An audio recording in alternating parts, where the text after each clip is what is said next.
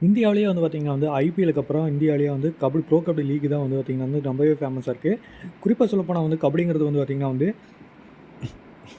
தமிழ்நாட்டோட ஒரு பாரம்பரிய விளையாட்டுன்னே சொல்லலாம். அப்படி இருக்கையில் வந்து பார்த்திங்கன்னா வந்து தமிழ் தலைவாஸ் வந்து பார்த்திங்கன்னா வந்து 2017 வந்து பார்த்திங்கன்னா வந்து தமிழ் தலைவாஸ் வந்து பார்த்திங்கன்னா வந்து தமிழ்நாட்டை ரெஸ்பெக்ட் பண்ணி ஒரு கபடி டீமாக வந்து பார்த்திங்கன்னா ஒரு ஃப்ரான்ச்சைஸி தான் வந்து ப்ரோ கபடி லீக்குள்ளே நினைஞ்சாங்க. ஆனால் வந்து பார்த்திங்கன்னா வந்து அப்போ இருந்து தமிழ் தலைவாஸ் வந்து பார்த்திங்கன்னா வந்து நல்லா பண்ணியிருக்கா அப்படின்னு கேட்டிங்கன்னா வந்து அதுதான் கன்ஃபார்ம் இல்லை.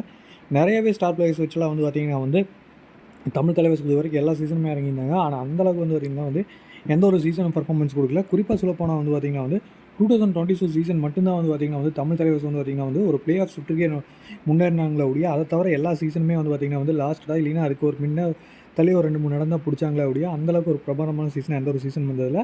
இது வரைக்கும் வந்து பார்த்திங்கன்னா வந்து எல்லா தாட்டியுமே வந்து ஸ்டார் பிளேயர்ஸ் எடுக்க தவறதே இல்லை. குறிப்பாக சொல்லப்போனால் வந்து பவன்குமார் சராவத்தியெல்லாம் வந்து பார்த்திங்கன்னா வந்து 2022 வந்து பார்த்திங்கன்னா வந்து ஒரு ஹை ப்ரைஸ்க்கு எடுத்துமே அவர் வந்து பார்த்திங்கன்னா வந்து ஒரு யங் டீம் அவர் இன்ஜுரினால மொதல் மேட்ச்லேயே போகல. யங் டீம் வச்சு வந்திங்கன்னா அந்த சீசன் நல்லா பண்ணாங்க.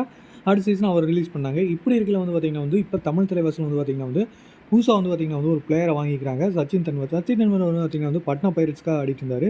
பட்னா பைரட்ஸ் வந்து பார்த்திங்கன்னா வந்து அவர் ரிட்டர்ன் பண்ணாமல் வந்து விட்டதே வந்து பார்த்திங்கன்னா வந்து நம்ம ஒரு பெரிய ஷாக்கிங் நியூஸாக தான் இருந்துச்சு. குறிப்பாக சொல்லப்போனால் வந்து பட்னா பைரட்ஸ்க்கு வந்து பார்த்திங்கன்னா வந்து பர்தீப் நகர்வால் எப்படி வந்து இருந்தாரோ அதே மாதிரி வந்து பார்த்திங்கன்னா வந்து சச்சின் தன்வரும் வந்து பார்த்திங்கன்னா வந்து நம்பவே ஒரு சூப்பரான ரைடிங் கொடுத்துருந்தாருன்னு சொல்லலாம். சச்சின் தன்வரை வந்து பார்த்திங்கன்னா வந்து ஒரு 2.15 crores வந்து பார்த்திங்கன்னா வந்து தமிழ் தலைவாஸ் எடுத்தப்போ வந்து பார்த்திங்கன்னா வந்து இந்த ஆக்ஷனில் வந்து ஒரு ஹையஸ்ட் ப்ரைஸ் எடுத்தாங்க.